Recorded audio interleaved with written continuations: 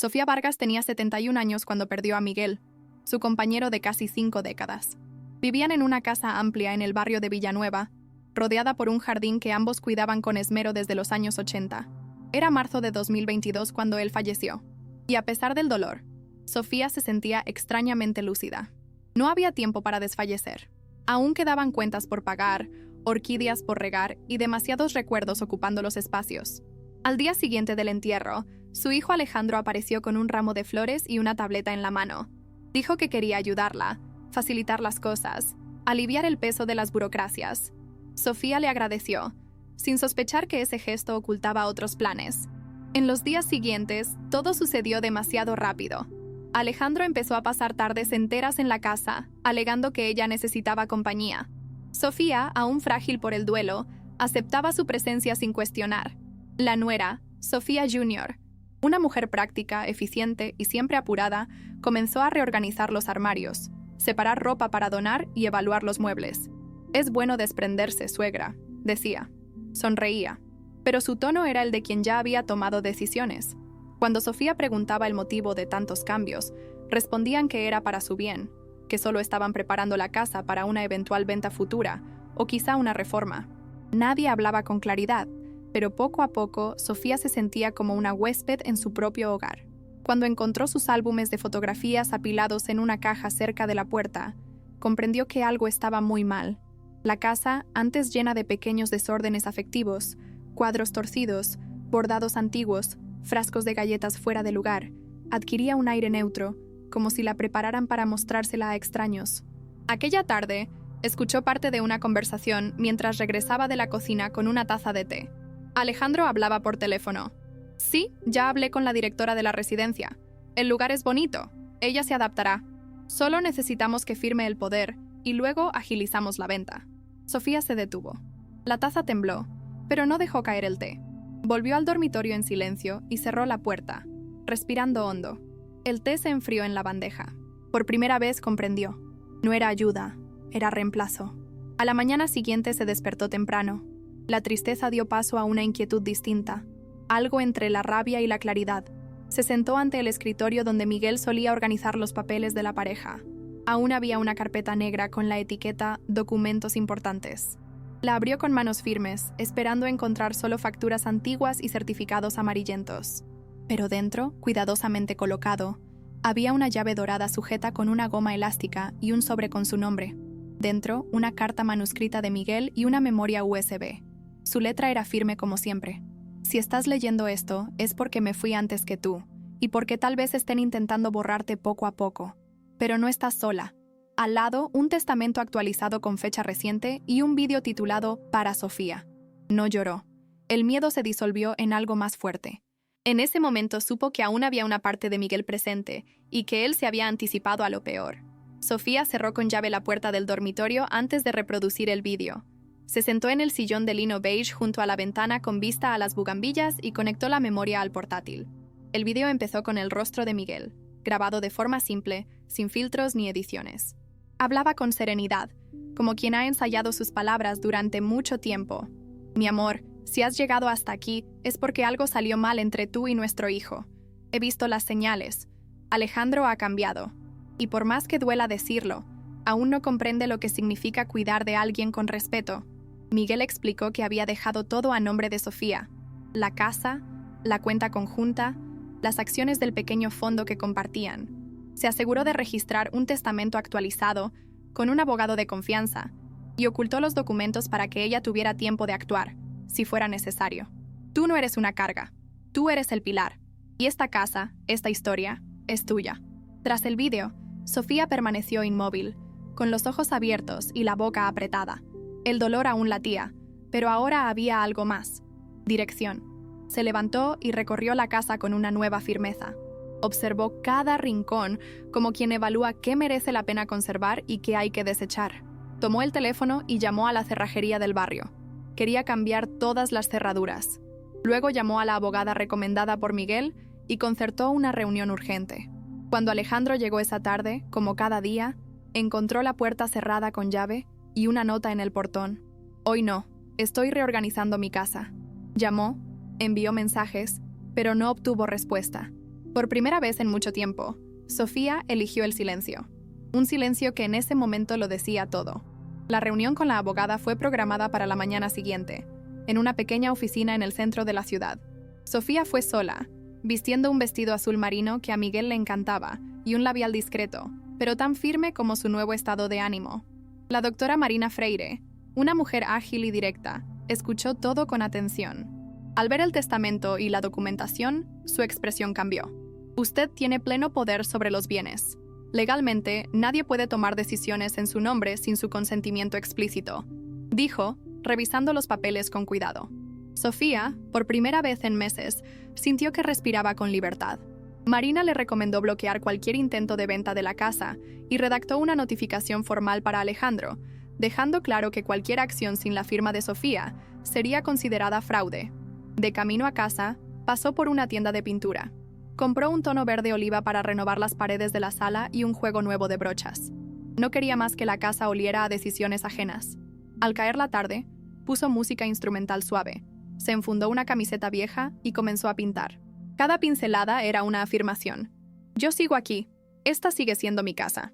El teléfono sonaba de vez en cuando, pero no contestaba. Dejaba que sonara. Alejandro le envió un correo formal, intentando convencerla de que todo se había malinterpretado, que solo quería su bien, pero ya no había espacio para dobles interpretaciones. Al mirar su propia letra en el aviso que pegó en el portón, Sofía sintió algo que no experimentaba hacía tiempo: autonomía. Por primera vez el futuro no era una carga, era una elección. La noticia se propagó rápido entre los vecinos. Doña Sofía, esa viuda elegante y siempre amable, había expulsado a su propio hijo de la casa. Unos cuchicheaban en el mercado, otros comentaban con asombro en la peluquería de la esquina. Pero ella no se preocupaba. Por primera vez dejó de intentar agradar a todos. La verdad es que cada persona siempre tiene su versión, y Sofía había pasado años siendo la figura dócil, aquella que no daba problemas, que aceptaba todo con una sonrisa. Sabía que no le debía nada a nadie. Su prioridad ahora era reorganizar su vida. Empezó revisando contratos, cancelando autorizaciones que había firmado en tiempos de confianza y llamando a proveedores a su nombre, ella misma, sin que nadie hablara por ella. En una de esas llamadas, al cancelar un débito automático vinculado a la cuenta de Alejandro, el operador le preguntó si deseaba mantener a su hijo como apoderado. Sofía respiró hondo antes de responder. No, deseo revocar completamente. Al colgar, notó sus manos firmes. No había culpa. Era un acto de protección, el mismo tipo de protección que ella brindó toda la vida a Alejandro, ahora volviendo a ella misma. Por la noche se sentó en la terraza con una taza de té de menta. El cielo estaba despejado, y una brisa cálida mecía las macetas de albahaca y lavanda. Abrió el cuaderno de tapa roja que había comprado semanas antes y empezó a escribir.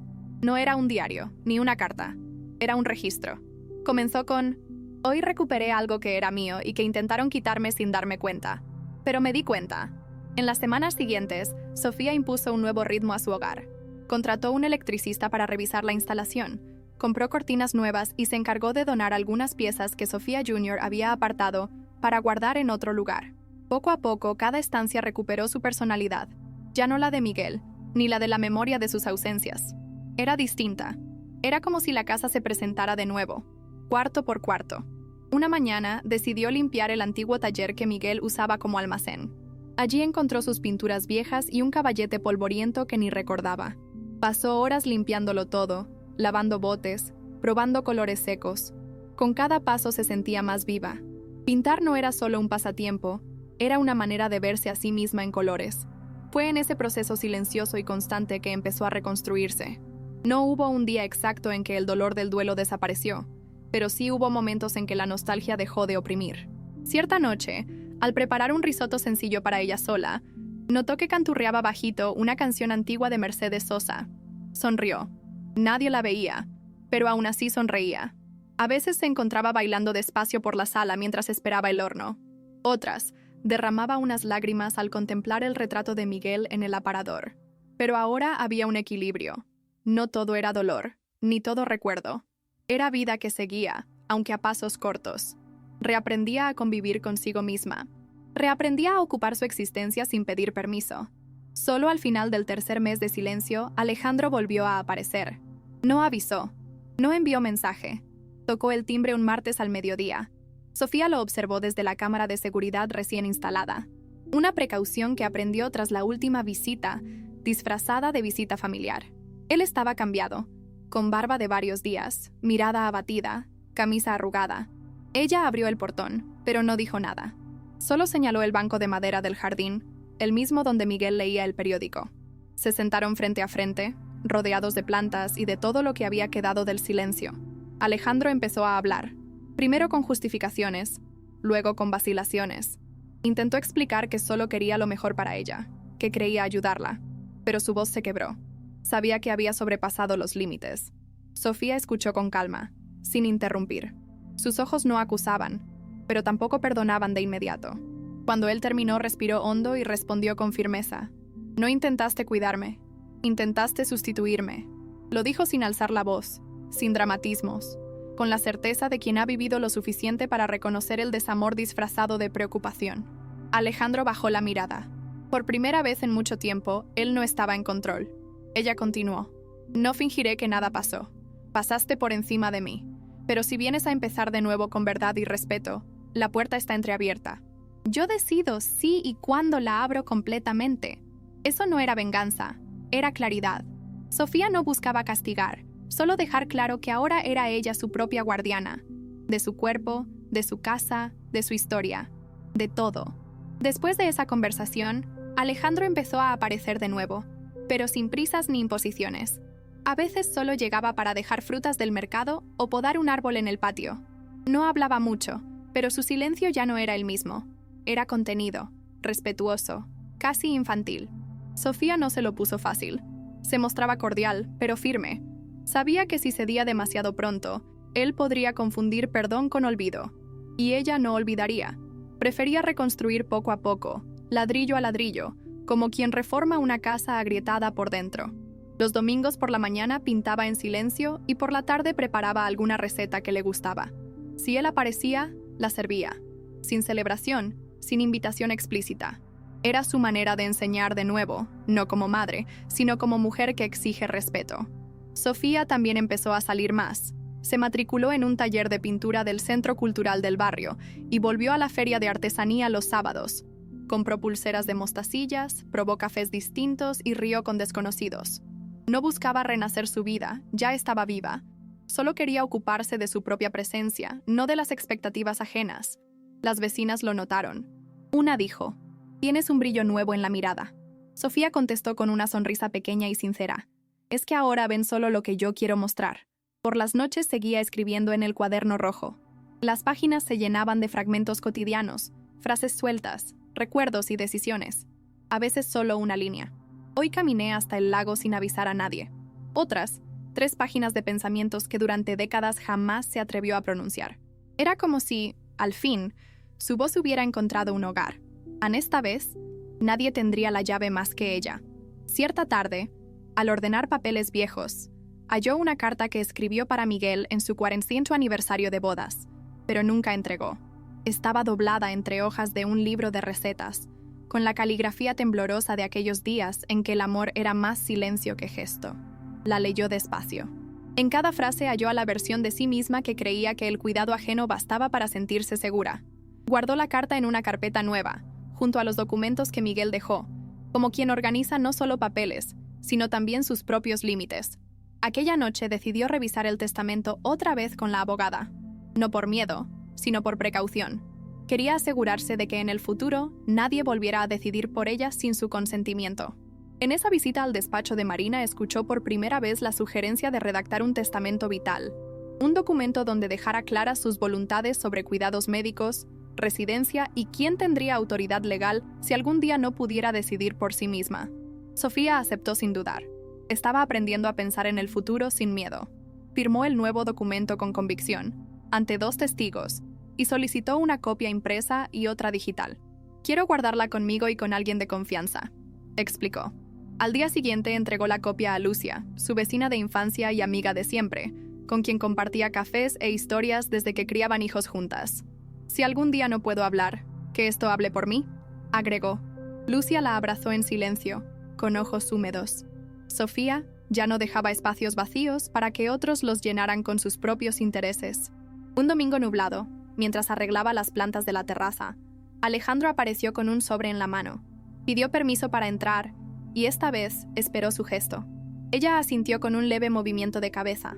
Se sentaron en la sala, ahora repintada, con nuevas almohadas y olor a lavanda. Alejandro entregó el sobre en silencio. Dentro había una carta manuscrita por él. Una disculpa sincera, sin adornos. Relataba cómo el duelo lo cegó, cómo temió perder a su madre junto con el padre, y en un impulso quiso controlar todo. Confundí cuidado con dominio, y solo lo comprendí al verte tan completa sin mí. Sofía leyó con atención. Sus ojos no se llenaron de lágrimas, sino de una nueva serenidad. Agradeció, pero no dijo que lo perdonaba. Aún no era el momento. El perdón, para ella, debía venir en gestos constantes, no en palabras. En las semanas siguientes Alejandro siguió visitándola, pero con otro comportamiento. Ayudaba cuando se lo pedían, respetaba los silencios, no tocaba papeles ni abría armarios. Empezó a conocerla de verdad, no como la madre siempre disponible, sino como la mujer que ahora establecía límites. Sofía, por su parte, permitió verse en su hijo más allá de la traición. Vio al niño que crió con tanto esfuerzo, al hombre perdido entre expectativas y presiones. Pero eso no borraba lo sucedido. El vínculo solo podría reconstruirse sobre los escombros de la verdad. Un día él apareció con un bote de pintura blanca y preguntó: ¿Puedo pintar el portón, madre? Ella lo miró, evaluó el gesto y respondió: Puedes, pero déjalo como está. Está a mi manera ahora. Y sonrió, no como quien cierra una puerta, sino como quien opta por dejarla entreabierta. La rutina de Sofía cambió para siempre. Sus semanas adquirieron un ritmo y un sentido propio. Martes y jueves eran para las clases de pintura, donde descubría técnicas y entablaba amistades ajenas a su pasado. Viernes eran días de feria y tertulia con las amigas del barrio, encuentros que ya no eran meras chismes, sino intercambios sinceros de experiencias y risas. Sábados reservaba tiempo para disfrutar organizando su casa, moviendo objetos y pintando pequeñas telas que decoraban las paredes renovadas. Alejandro seguía cerca, cada vez más consciente del espacio que le correspondía. Poco a poco, madre e hijo reaprendían a conocerse sin culpas, rencores ni exigencias desmedidas. No era una reconciliación rápida ni fácil, pero sí genuina. Un sábado lluvioso, mientras ordenaba el pequeño cuarto convertido en su estudio, oyó un golpe suave en la puerta. Al abrir encontró a Sofía Jr., la nuera que hacía meses no veía. Estaba visiblemente incómoda, con las manos temblorosas y la mirada baja. Pidió hablar y ella aceptó con una calma que la sorprendió. En la cocina, mientras preparaba café, escuchó las disculpas atropelladas de la nuera, que intentaba justificar sus acciones pasadas. No había malicia en su tono, solo inseguridad y desconocimiento de lo que significa realmente cuidar a alguien. Sofía la escuchó en silencio y al final respondió sin rencor. Cuidar de alguien es preguntar antes de decidir, es respetar la autonomía, aunque parezca difícil. No hubo abrazo ni lágrimas ese día, solo un entendimiento claro. Cuando Sofía Jr. se marchó, la lluvia había amainado, y Sofía sintió que, con pequeños pasos, su familia la encontraba de nuevo en el lugar exacto donde ella estaba. Al cierre de ese año, Sofía decidió celebrar las fiestas de otra manera. Por primera vez viajó sola a un pequeño pueblo costero, lejos del ajetreo conocido. Alquiló una casa sencilla con vista al mar, donde pasó días escuchando las olas y pintando el horizonte. Ya no temía la soledad. Al contrario, descubrió en ella una compañía apacible. En las mañanas caminaba por la playa, conversaba con pescadores locales y probaba platos nuevos. Se sentía liviana, sin la carga de complacer o justificar cada decisión. Por las noches, en la terraza, escribía en su cuaderno rojo historias de las personas que conocía, relatos que reflejaban un poco de su propio viaje silencioso hacia la autonomía. Una de esas noches, mientras terminaba un pequeño dibujo del atardecer, sonó su móvil. Era Alejandro deseándole feliz Navidad. Sonaba preocupado por su madre lejos de la familia, pero Sofía respondió con tranquilidad. Estoy exactamente donde quiero estar. Feliz Navidad, hijo. No hubo amargura en su voz, solo una firmeza serena. Días después, al volver a casa, notó cuánto ese espacio era su refugio preferido, no por carencia de opciones, sino por elección. Al abrir la puerta principal sintió una satisfacción silenciosa. Sobre la mesa yacía una nota breve de Alejandro. Bienvenida de vuelta, madre. Espero que el viaje haya sido justo lo que necesitabas. Ella sonrió y pensó, lo fue, pero aún hay mucho por delante. El año nuevo trajo una nueva rutina para Sofía. Cada vez más segura e independiente, decidió participar en una exposición comunitaria de arte promovida por el centro cultural donde tomaba clases. La idea, sugerida por una colega llamada Isabel, la hizo dudar al principio. No estaba segura de que sus pinturas pudieran mostrarse en público, pero se permitió la experiencia. Semanas antes del evento, dedicó todo su empeño a una serie de lienzos con escenas de su propia vida. La casa, las plantas del jardín, el rostro sereno de Miguel. Momentos sencillos capturados con pinceladas suaves. Al entregar las obras, sintió el corazón acelerarse como no lo hacía desde hacía años. Era ansiedad, pero también orgullo de exponer su mirada al mundo, sin filtros ni excusas. El día de la inauguración, Sofía invitó solo a Alejandro y a Lucia. El salón estaba repleto, y sus pinturas tenían un rincón destacado, realzado por la delicadeza de los detalles y la fuerza emocional de lo cotidiano. Alejandro contempló en silencio unos minutos, visiblemente conmovido hasta confesar: «Madre, nunca te había visto así. Nunca advertí cuánto importaba cada detalle de tu mundo». Sofía acarició su brazo con cariño, sintiendo que en ese instante algo se restablecía entre ellos, no por dependencia ni obligación, sino por la verdad compartida. A su alrededor, los visitantes elogiaban no solo la técnica, sino la sensibilidad de las imágenes. Ella recibió cada comentario con humildad agradecida, consciente de que esa era la expresión sincera de una mujer que había recuperado su propia historia. Al regresar a casa esa noche, abrió su cuaderno rojo y anotó: «Hoy el mundo me vio con mis propios ojos, y yo, finalmente, también me reconocí». En los meses posteriores a la exposición, Sofía se unió a un grupo de escritura para personas mayores en el Centro Cultural. Allí, entre cuadernos y plumas, halló una nueva forma de expresarse. Las palabras fluían despacio, pero con fuerza, como si cada frase fuera un cimiento en la reconstrucción de su identidad. Escribía sobre el pasado, sí, pero también sobre el presente y sus deseos futuros. Al leer cada texto en voz alta, recibía el aplauso sincero de sus compañeros y ganaba confianza. No buscaba perfección, buscaba verdad. Y era esa verdad la que la impulsaba a seguir, incluso en los días más pesados. En una de esas sesiones decidió escribir su historia. No la versión de otros ni las viejas versiones de sí misma, sino la narrativa actual forjada tras enfrentar traiciones, pérdidas y el reencuentro con su propia fuerza. Se sentó con el cuaderno rojo abierto y una pluma nueva en la mano. Las primeras líneas surgieron vacilantes, pero pronto cobraron ritmo. Narró el día que halló la llave de Miguel, el vídeo que lo cambió todo y la decisión de retomar su poder. Revivió los momentos duros, las dudas, la soledad, pero también describió la alegría redescubierta en la pintura, el reencuentro con la libertad y la reconstrucción de lazos, ahora cimentados en la verdad. Cada palabra era un paso hacia una mujer que al fin escribía su vida, sin miedo ni máscaras.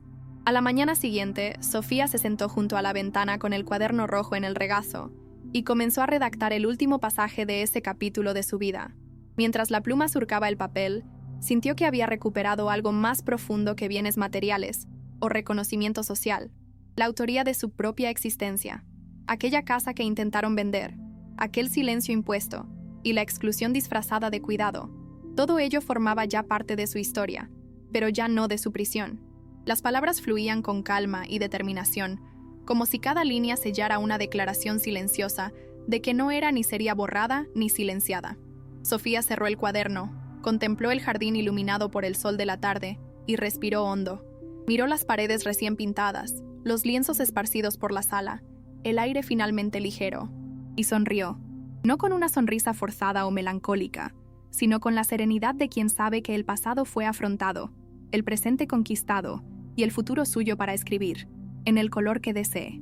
La llave que Miguel dejó, los documentos que protegían sus derechos, todo aquello fue solo un auxilio en su viaje. La verdadera victoria era interior, el redescubrimiento de una mujer completa, capaz de ser su propia guardiana, narradora y protagonista. Sofía Vargas estaba viva, y era absoluta dueña de su vida.